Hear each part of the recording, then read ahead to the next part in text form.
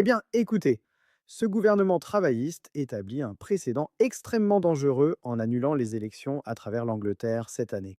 Et il semble que cela pourrait se reproduire potentiellement pour une deuxième année consécutive en 2026, sous prétexte de réorganisation des collectivités locales.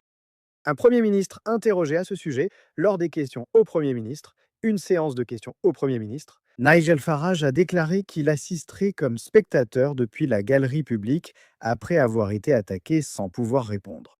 Ce Parlement est le plus peu représentatif de l'état actuel de la politique dans le pays et des débats qui ont lieu aujourd'hui dans l'histoire du Parlement.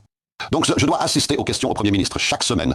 J'ai Ed Davey qui s'en prend au député de Clacton, le Premier ministre qui m'accuse de je ne sais quoi. Et très souvent, 4 ou 5 mentions. Et peu importe ce que nous faisons, Richard Tees se lève et s'assoit pour essayer de parler. J'ai essayé de me lever et de m'asseoir. On ne nous donne pas la parole. J'ai 4 ou 5 questions par an. Je ne vais pas rester ici à recevoir des critiques du Premier ministre et de tous sans pouvoir répondre. On me considère comme un spectateur, alors désormais, je regarderai depuis la galerie. Mais bien sûr, quand il s'agit de tout ce choix du Parti travailliste, soutenu par les conservateurs au niveau local, d'annuler simplement les élections. Nous l'avons vu bien sûr dans de nombreuses régions d'Angleterre cette année.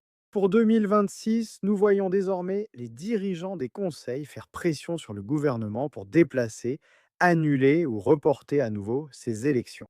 Ainsi, vous verriez des conseillers conservateurs élus en 2021 exercer des mandats de 7 ans.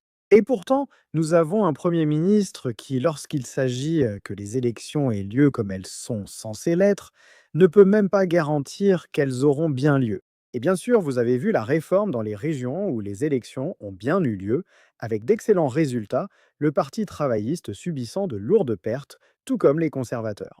Un député libéral-démocrate a posé la question lors des questions au Premier ministre cette semaine. Mais qu'est-ce qui se passe? Est-ce que les élections vont maintenant avoir lieu? Merci, Monsieur le Président. Le Times a indiqué que les élections locales seront une nouvelle fois retardées dans tout le pays.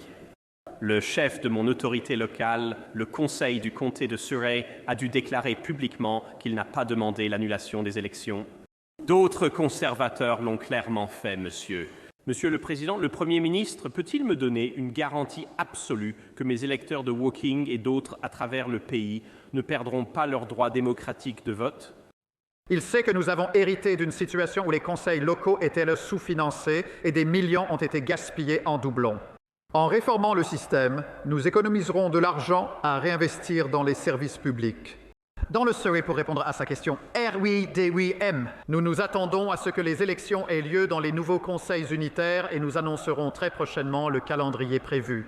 Il n'y a donc aucune garantie qu'après une annulation des élections, cela ne se reproduise pas. Je pense que c'est un précédent très dangereux que d'annuler ainsi des élections municipales. N'hésitez pas à me faire part de vos réflexions à ce sujet dans les commentaires ci-dessous. Merci aussi de mettre un petit pouce bleu à cette vidéo pour que d'autres en soient informés. Et bien sûr, comme toujours, merci à vous d'avoir regardé.